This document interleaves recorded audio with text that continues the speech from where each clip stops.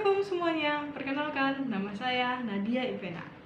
Saya mahasiswi dari Prodi Pendidikan Pancasila dan Kewarganegaraan, Fakultas Keguruan dan Ilmu Pendidikan, Universitas Sriwijaya Palembang.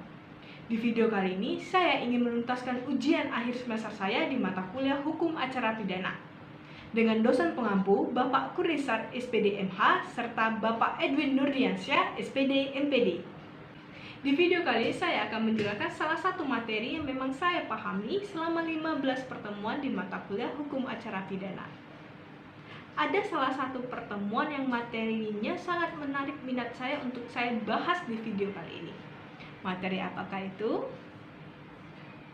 Materi ini ada di pertemuan 3 dan 4 kalau tidak salah, tentang awal proses hukum acara pidana. Materinya tentang penyidik, penyidikan, penyelidikan. Pada awal pertemuan 3 ke 4 ini saya cukup kebingungan dengan materi yang akan dibahas di pertemuan tersebut, karena emang apa perbedaannya antara penyidik, penyidikan, penyelidik, penyelidikan? Karena kalau memang secara umumnya tidak ada perbedaan pengertiannya gitu kan. Tapi ketika Bapak Edwin menjelaskan sebagai pengampu mata kuliah Hukum Acara Pidana ini, ternyata ada perbedaannya. Kita lihat saja pengertiannya dari Kitab Undang-Undang Hukum Acara Pidana. Dari pasal 1 itu nomor 1 sampai nomor 5 itu sudah menjelaskan pengertian dari penyidik, penyidikan, penyelidik sampai dengan penyelidikan. Itu yang pertama ya, saya jelaskan pasal 1 angka 1 itu menjelaskan tentang penyidik adalah pejabat polisi negara Republik Indonesia atau pejabat pegawai negeri sipil tertentu yang diberi wewenang khusus oleh undang-undang untuk melakukan penyidikan. Selanjutnya ada pasal 1 angka 2 yang dimana di sini menjelaskan tentang penyidikan. Penyidikan di sini adalah serangkaian tindakan penyidik dalam hal dan menurut cara yang diatur dalam undang-undang ini untuk mencari serta mengumpulkan bukti yang dengan bukti itu membuat terang tentang tindaknya pidana yang terjadi dan guna menemukan tersangkanya. Lanjut lagi di pasal 1 angka 4 KUHP ini menjelaskan tentang penyelidik. Penyelidik di sini adalah pejabat polisi negara Republik Indonesia yang diberi wewenang oleh undang-undang ini untuk melakukan penyelidikan. Yang terakhir ada pasal 1 angka 5 di KUHP ini menjelaskan tentang penyelidikan. Penyelidikan itu adalah serangkaian tindakan penyelidik untuk mencari dan menemukan suatu peristiwa yang diduga sebagai tindak pidana guna menentukan dapat atau tidaknya dilakukan penyidikan menurut cara yang diatur dalam undang-undang ini. Secara singkatnya kalau menurut saya ya, antara penyidik sama penyelidik itu hampir sama. Kalau saya baca di Kitab Undang-Undang Hukum Acara Pidana ini, yang membedakannya adalah orang yang melakukannya.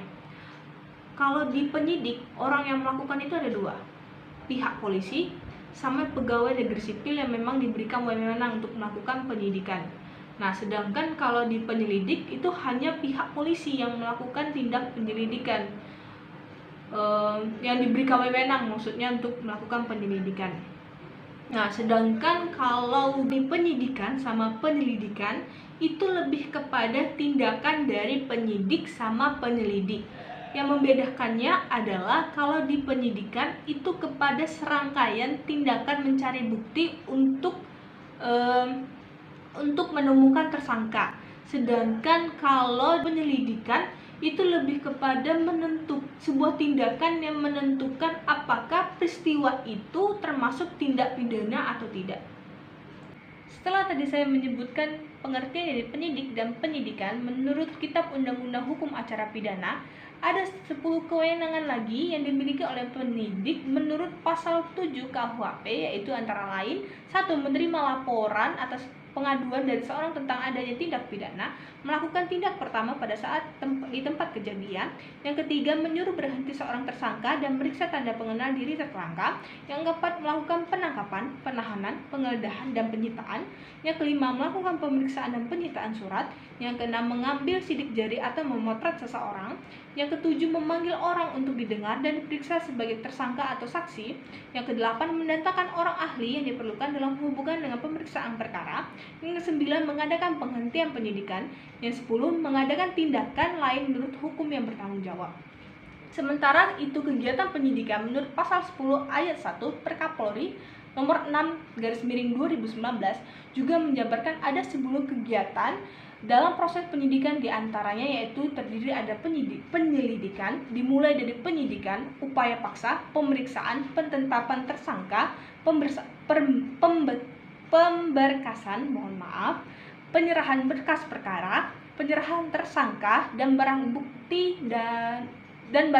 dan penghentian penyidikan. Dan jika kita membahas tentang tindakan penyelidikan yang dilakukan oleh penyelidik di dalam buku Yahya Harahap yang berjudul tentang pembahasan permasalahan dan penerapan KUHP dalam penyidikan dan penuntutan, mengatakan bahwa penyelidikan itu merupakan tindakan tahap pertama maksudnya dalam permulaan penyidikan, dan bukan tindakan yang terpisah dari fungsi penyidikan. Jadi intinya untuk melakukan penyidikan itu harus dilakukan dulu penyelidikan oleh penjabat penyelidik dengan maksud tujuan untuk mengumpulkan bukti permulaan minimal 2 alat bukti agar dapat dilakukan tindak lanjut penyidikan.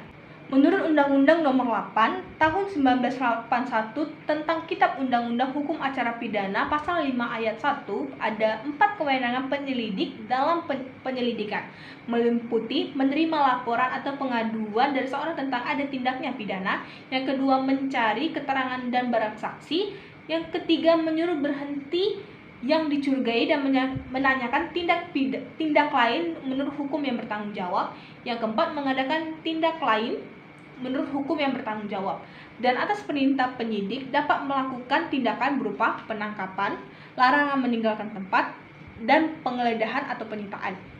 Yang kedua itu ada pemeriksaan dan penyitaan surat.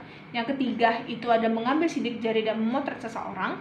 Yang keempat membawa dan menghadapkan seorang pada penyidik. Tindak penyelidikan oleh penyelidik ini juga dibahas dalam Perkapolri nomor 6/2019 pasal 1 ayat 1, menjabarkan kegiatan penyelidikan dilakukan dengan cara pengelolaan TKP, dari pengamatan observasi, wawancara atau interview, pembuntutan atau surveillance, penyamaran atau undercover, pembelian terselubung atau undercover buy, penyerahan di bawah pengawasan atau control delivery, pelacakan atau tracking, dan atau penelitian dan analisis dokumen. Sasaran dari penyelidikan ini adalah orang, benda atau barang, tempat atau peristiwa atau kegiatan atau kejadian. Hasil penyelidikan yang dilaporkan oleh tim penyelidik wajib dilaksanakan gelar perkara untuk menentukan peristiwa tersebut diduga tindak pidana atau bukan tindak pidana. Hasil gelar perkara yang memutuskan merupakan tindak pidana dilanjutkan ke tahap penyidikan menurut pasal 9 ayat 1 dan ayat 2 Perkapolri nomor 6 tahun 2019. Usai sudah video pembahasan saya di mata kuliah Hukum Acara Pidana. Sebelumnya saya berterima kasih kepada Bapak Kurniawan SPD MH serta Bapak Edwin Nurdiansyah SPD MPD yang telah memberikan tugas ini kepada kami. Saya akhiri. Wassalamualaikum warahmatullahi wabarakatuh. Bye-bye. KUHP itu